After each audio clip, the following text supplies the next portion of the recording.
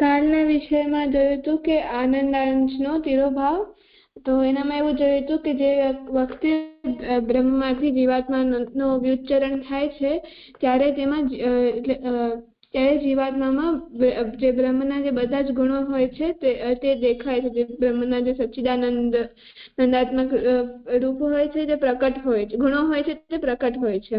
તો ભગવાન એમ ઈચ્છા કરે કે હવે આજે જીવ છે એ અસહાય થઈ જાય, એટલે કે આનંદ ગુણ એનામાંથી તિરોહિત કરવું હોય ત્યારે ભગવાન પોતાનો આનંદ ગુણધર્મ જીવમાંથી તિરોહિત કરી નાખે છે.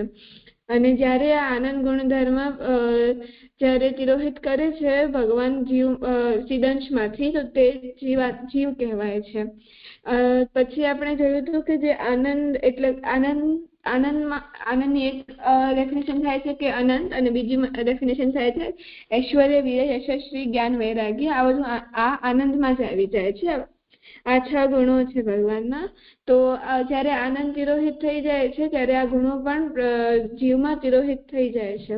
એમાં ઐશ્વર્ય જોયું હતું. તો ઐશ્વર્યનો મતલબ, તો ઐશ્વર્ય એટલે કે જેના અંદર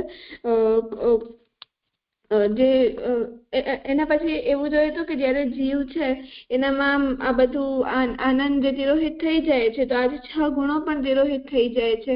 તો આ 6 ગુણો અગર હોય જીવાત્મામાં અને પછી જયારે નીકળી જાય છે એમાં એના અંદર શું એવું એનો પ્રભાવ શું પડે છે તે જોયું હતું. તેમાં એવું જોયું હતું કે જયારે ઐશ્વર્ય જીવના અંદર હોય છે ત્યારે એનામાં એક સ્વતંત્રતા આવી જાય છે, અને પ્રભાવ સ્વતંત્રતાનો આવે છે, જેમ ઈશ્વરતા આવી જાય. તો એટલે જેના અંદર ઐશ્વર્ય હોય તેના પ્રભાવ શું તે અહીંયા જો બતાવ્યું. તો સ્વતંત્રતા એટલે કોઈથી બંધાય નહીં. એટલે જીવાત્મામાં જે વ્યક્તિમાં ઐશ્વર્ય હોય તેમાં સ્વાતંત્ર્ય હોય. તો એનો એક્ઝામ્પલ જોઈએ તો કે જયારે ટ્રાફિક સિગ્નલ હોય તો એના એટલે હમણાં તો ટ્રાફિક સિગ્નલ ઉપર જે રૂલ એટલે રેડ લાઇટ હોય તો ગાડી વાહન આવ જાવ કરવાની ના હોય, પણ જયારે આવી રીતે રૂલ તોડે, રેડ લાઇટ ઉપર ગાડી હલાવે, તો જે રૂલ તોડનાર છે એને તો બધું આમ એને જે ફંડ ભરવું પડે, એની સજા મળે. પણ જે ટ્રાફિક ઓફિસર છે જે એના પાછળ ભાગ્યો છે, એના પાછળ એને ફાઇન ભરાવવા માટે, તો જે એને કોઈ પણ જાતનો રૂલ નથી લાગતો, તો આ રેગ્યુલેટ કરાવે છે. તો ઐશ્વર્ય એટલે કે ઈશ્વરતા એટલે જે રેગ્યુલેટ કરે છે તે, તો રેગ્યુલેટરી પાવર છે એને આપણે ઐશ્વર્ય કહીએ છીએ. અને જ્યારે ઐશ્વર્ય જીવાત્મામાંથી નીકળી જાય છે, તિરોહિત થઈ જાય છે, એટલે તો એને એમાં દીનતા આવે છે. દીનતા એટલે કે ઐશ્વર્ય વિનાનું થઈ જવું, એટલે કે અસહાય થઈ જવું, એમ. એટલું જોયું છે.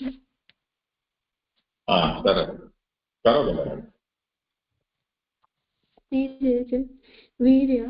વીર્યવાન વ્યક્તિ શક્તિશાળી કે સમર્થ હોય છે. વીર્યના તિરોધાનથી જીવ તે જ રીતે અસમર્થ અને ભીરુ બની જાય છે કે જે રીતે બળહીન થવાથી મનુષ્ય ભીરુ બની જતો હોય છે.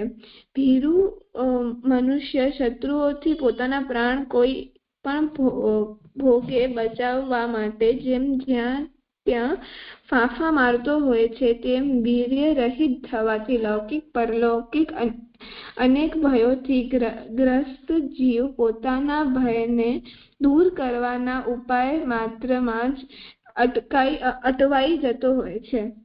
તો અહીંયા જે બીજો ગુણ છે તે વીર્ય છે. વીર્ય એટલે કે શક્તિશાળી, એટલે જે બ્રેવરીનો જે ગુણ છે એને વીર્ય કહે છે. તો જ્યારે જીવમાં વીર્ય હોય છે એટલે તો તે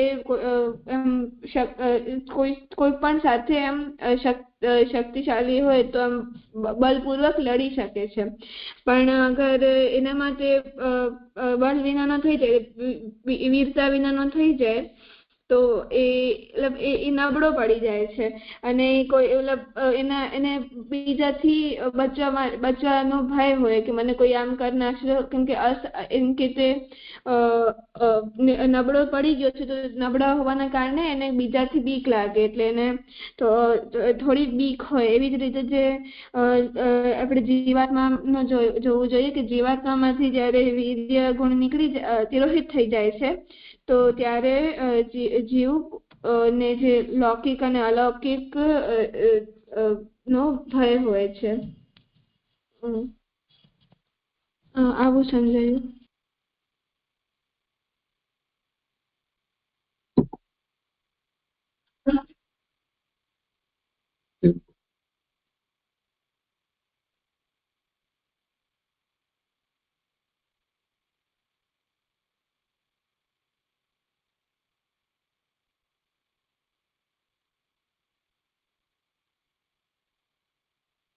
કઈ આમાં પ્રશ્ન કઈ વિચારણી કઈ સમજાય? ના એ જે ખાલી આ ભયોથી ગ્રસ્ત એટલે ભયમાં હોવું એવું થાય, ભયને ગ્રહણ કરનાર એવું.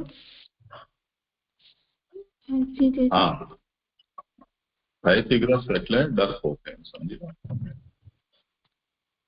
ઠીક છે, હું આગળ કરું. ત્રીજો ગુણ યશ. શ્રેષ્ઠ વ્યક્તિ યશસ્વી હોય છે. તે વ્યક્તિ બીજા સાધારણ માણસો માટે આદર્શ બની જતી હોય છે. યશના તિરોધાનથી જીવમાં અનેક પ્રકારની હીનતા ભરાઈ જાય છે. કર્ણ પાસે અનેક પ્રકારની શક્તિઓ હતી. તે બહાદુર અને અત્યંત ઉદાર હતો. વળી તેનો જન્મ સૂર્યદેવની કૃપાથી પાંડવોની માતા કુંતીના ગર્ભથી થયો હતો.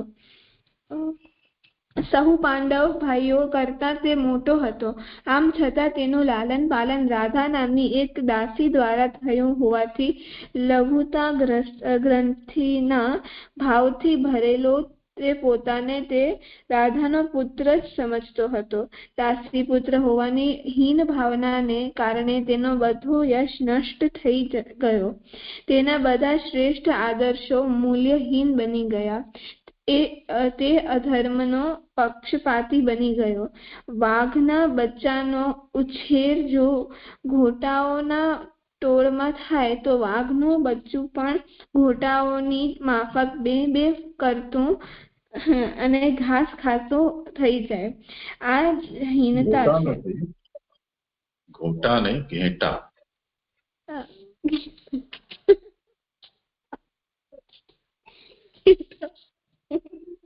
ઘેટા. ધીરે છે ઘેટા. આ જ હીનતા છે. હીન વ્યક્તિ આત્મવિશ્વાસથી રહિત હોવાથી આસપાસના લોકો જેવું કરતા હોય તેવું તેમનું અનુકરણ કરવામાં જ તે પોતાનું શ્રેય માની લેતી હોય છે. યશોવિહીન જીવ પણ અનુકરણ કરનારો થઈ જાય છે. તો આમાં ત્રીજો ગુણ યશ માટે સમજાવે છે. તો યશ એટલે કે આપણે કોઈ આપણી જે કીર્તિ હોય, જે પ્રચલિત હોય બધામાં, એને આપણે યશ કહીએ. તો જે યશ છે તે અગર વ્યક્તિમાં હોય તો એના અંદર તો બધા એને અનુસરે. એટલે જેમ કોઈ પણ શ્રેષ્ઠ વ્યક્તિ હોય, જે સજ્જન હોય, એને બધા અનુસરે, કેમ કે એનો યશ છે.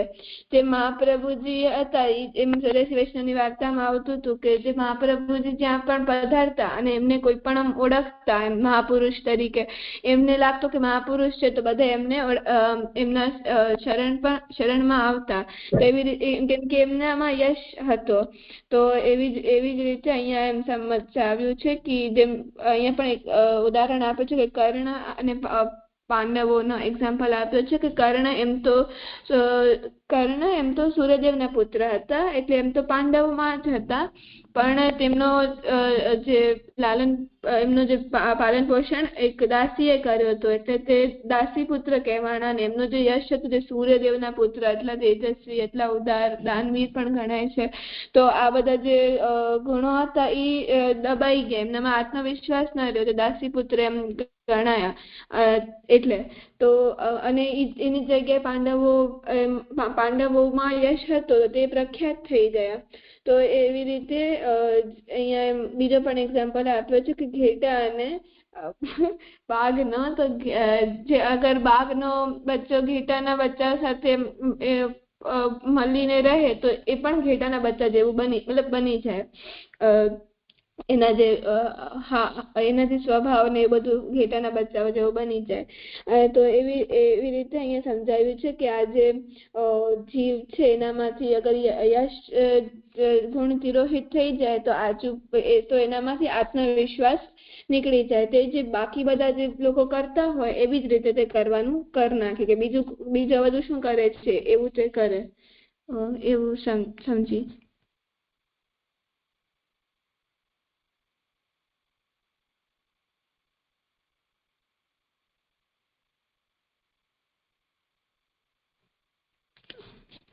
બીજે આગળ કરું.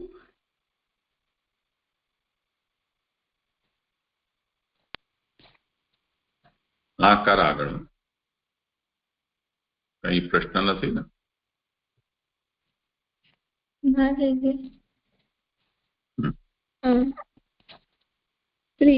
ચોથો શ્રી એટલે શોભા, સૌંદર્ય, સંપત્તિ, સત્કર્મ વગેરે. બ્રહ્મનું સૌંદર્ય તેની વ્યાપકતા છે. શ્રીના તિરોધાનથી જીવ સૂક્ષ્મ સ્થૂળ દેહોના આવરણો વડે ઘેરાઈ જાય છે. દેહના સંબંધથી તેને જન્મ, અસ્તિત્વ, વિકાસ, વિપરિણામ, અપક્ષ અને મૃત્યુ આમ 6 ભાવ વિકારોમાંથી પસાર થવું પડે છે. વળી સાધન સંપત્તિ તેમજ સત્કર્મોથી હીન થવાને કારણે તેને જન્મ, જરા, વૃદ્ધાવસ્થા, વ્યાધિ, રોગ અને મૃત્યુ વગેરે વિપત્તિઓનો સામનો કરવો પડે છે. વળી કામી પુરુષ જેમ પોતાની કામનાઓને સંતોષવા માટે તેના ઉપાયોમાં જ અટવાયેલો રહે, તેમ જીવને પણ દેહ ઇન્દ્રિયોની કામનાઓને સંતોષવા માટે નિરંતર પ્રયત્નશીલ રહેવું પડે છે. આમાં એમ સમજાવે છે શ્રી ગુણમાં, તો શ્રીનો અર્થ 2-3 સમજાવે છે કે સૌંદર્ય, શોભા થાય, સૌંદર્ય પણ થાય, સંપત્તિ ને સત્કર્મ પણ થાય. આ બધા શ્રીના અર્થ સમજાવે છે. તો જે બ્રહ્મનું જે સૌંદર્ય છે તે એની વ્યાપકતામાં છે, એટલે તે બસ યુનિવર્સલ છે, જે સર્વમ સર્વમયમ છે. એ જ બ્રહ્મનો શ્રી ગુણ છે. તો જે જીવાત્મામાંથી જ્યારે શ્રી ગુણ તિરોહિત થઈ જાય તો ત્યારે તે સૂક્ષ્મ થઈ જાય છે. આપણે એવું આગળ જોયું હતું કે જે જગત બ્રહ્મ છે એ તો વ્યાપક છે અને જે જીવ છે તે સૂક્ષ્મ કેમ છે, તો આપણે એમાં જોયું હતું કે શાસ્ત્રમાં કયું છે એના કારણે. અને જે સાયન્ટિફિકલી એટમ સૌથી નાનો ડિજિટ છે. અને ચેતના વાળામાં જોયું હતું ચૈતન્ય અને ચેતનામાં. તો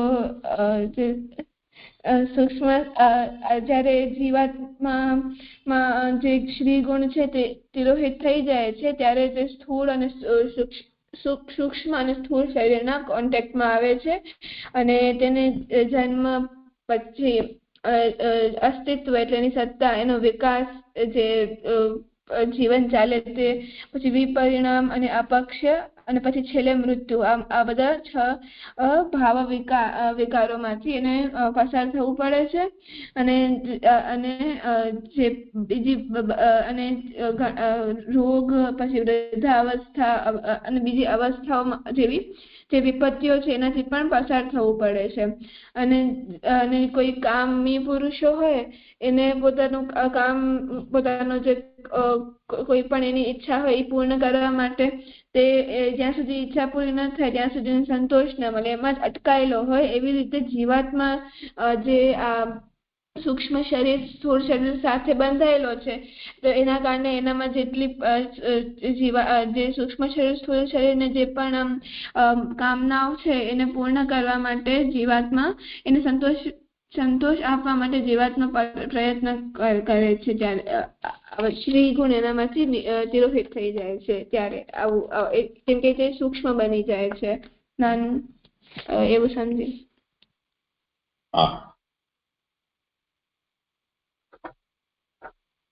હવે આમાં એક વાત એ સમજવાની છે, ભલે આ તું આગળના બે કરી લે પછી આપણે કરીએ છીએ જ્ઞાન વૈરાગ્ય. જી જ્ઞાનવાન વ્યક્તિને આત્મા પરમાત્મા તેઓના સંબંધ સ્વકર્તવ્ય વગેરેની પૂર્ણ રૂપથી સ્ફુરણા થતી હોય છે. જ્ઞાનના તિરોધાનથી જીવને આવી બધી સ્ફુરણા થતી બંધ થઈ જાય છે. પરિણામે જન્મ મરણના ફેરામાં તેને જે દેહ મળતો હોય તે દેહને જ તે પોતાનું સ્વરૂપ સમજવા લાગે છે. હું પુરુષ છું, હું સ્ત્રી છું, હું બ્રાહ્મણ છું, હું વૈશ્ય છું, હું ગરીબ છું અથવા તો હું ધનવાન છું. આવા દેહ કે દૈહિક અવસ્થાઓને કારણે જન્મેલા અહંકારમાં જ તે પોતાને સીમિત કરી લેતો હોય છે. આવો ક્ષુદ્ર અહંકાર તેની પાસે જેવા કાર્યો જે વખતે કરાવે તે વખતે તેવા કાર્યો કરનારો જીવ બની જતો હોય છે. આમ જીવ દેહાધીન થઈ જાય છે. જ્ઞાનમાં એમ સમજાયું કે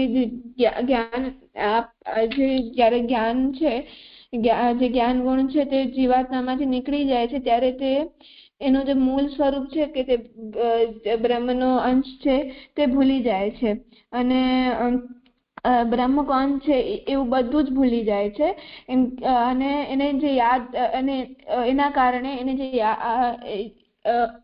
એવું આગળ જોયું કે જીવ છે તે સૂક્ષ્મ અને સ્થૂળ શરીરના કોન્ટેક્ટમાં હોય છે, તો તે જન્મ મરણના ફેરામાં અટકાઈ જાય છે અને એ પોતામાં એને દેહાધ્યાસ થઈ જાય છે, પોતામાં એને દેહાધીન થઈ જાય છે, દેહાધ્યાસ થઈ જાય છે. એના કારણે તે એનામાં અહંકાર આવી જાય છે કે હું આ છું. એટલે જીવાત્મા પોતાને ઇન્દ્રિયો માને છે કે પોતાને દેહ માને છે અને એનો જન્મ મરણ થાય છે, જન્મ મરણમાં તે અટકાઈ જાય છે.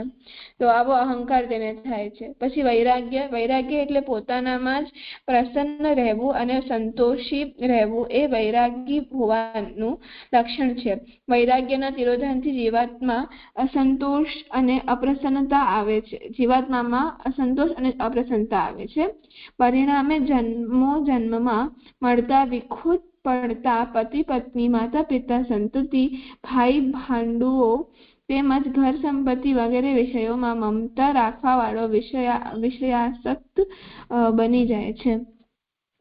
અને વૈરાગ્ય એટલે એમાં બે શબ્દ છે, વી પ્લસ રાગ. વી એટલે વિનાનો, રાગ એટલે કે પ્રેમ આસક્તિ એટલે ડિઝાયરનેસ, કામના વિનાનો. તો જેના અંદર વૈરાગ્ય હોય છે તે પ્રસન્ન રહે છે, સંતુષ્ટિ રહે છે. એનામાં કોઈ પણ જાતની એમ કામના કે એવું કઈ હોતું નથી. એને જે પણ મળે એને એનામાં પ્રસન્ન રહે છે. તો આ જયારે જીવાત્મામાં ગુણ છે તે તિરોહિત થઈ જાય છે તો તે એનામાં અસંતોષ આવી જાય છે અને અપ્રસન્નતા પણ આવી જાય છે અને એનામાં મમત્વ પણ આવી જાય છે કે તે એના માતા પિતા સાથે, એના સંતાન, એના ભાઈ બહેન બધા સાથે એને એક મમતા થઈ જાય છે અને વિષયોમાં પણ તે આસક્ત થઈ જાય છે જ્યારે વૈરાગ્ય તિરોહિત થઈ જાય છે. આવું સમજાયું?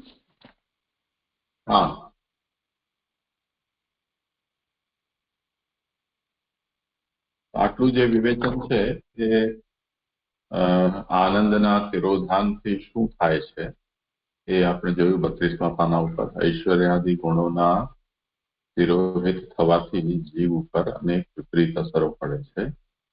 કયા ગુણના તિરોધાનથી કેવી વિપરીત અસર પડે છે એનું આ વર્ણન થયું. તો જે મુખ્ય વિષય છે એ આનંદનો તિરોધાન. તો બ્રહ્મમાંથી જે પ્રકટ થયેલો જીવ છે તો સચ્ચિદાનંદ સ્વરૂપ છે, એ એની શુદ્ધ અવસ્થા છે. પણ બ્રહ્મ જયારે પોતાનો આનંદાંશ એમાંથી તિરોહિત કરે છે તો પછી એ કેવલ ચિદાત્મક બની જાય છે. જે પણ સામર્થ્ય છે એ બ્રહ્મનું એમાં આનંદના રૂપમાં એ સામર્થ્ય બધું ખેંચાઈ ગયું. એના જુદા જુદા ઉદાહરણો છે. આપણે અહીંયા તો કેવલ કયા ગુણના તિરોધાનથી શું થાય છે તે આવે છે. આપણે જેમ ભક્તોના ચરિત્રો છે કે પ્રભુના અવતાર કાળમાં જે બીજા પણ સંતો, તપસ્વીઓ, જ્ઞાનીઓ એમના ચરિત્રોને જોઈએ તો એમના ચરિત્રમાં આપણને એવા ઉદાહરણો મળશે કે જેમાં કોઈકનું ઐશ્વર્ય, તો કોઈકનું વીર્ય, કોઈકનું યશસ્વી જ્ઞાન, વૈરાગ્ય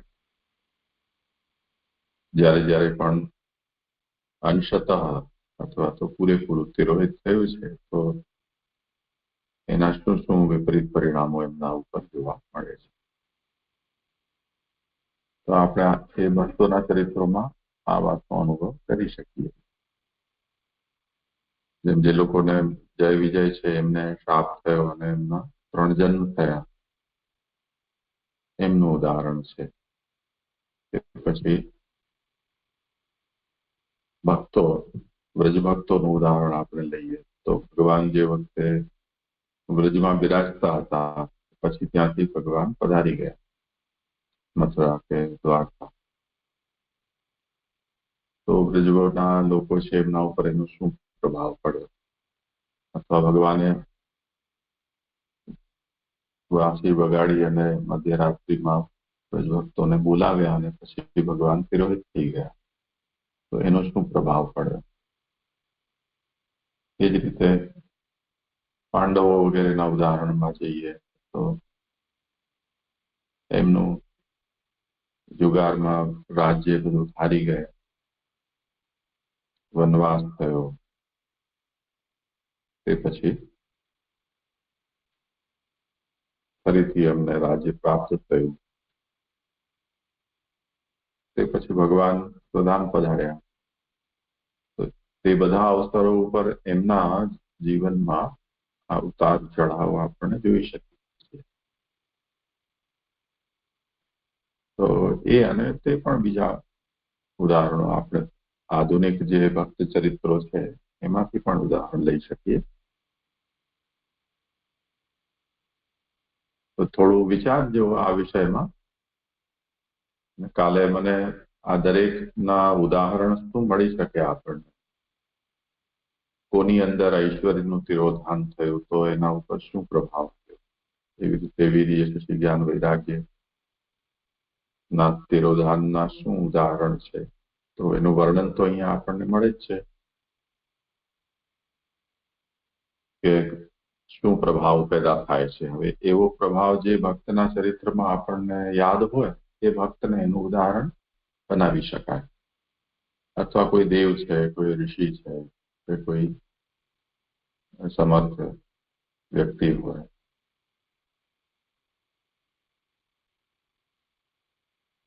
તો એનું ઉદાહરણ કાલે વિચારજે, કહેજે જે થઈ શકે. પછી મને યાદ આવશે તો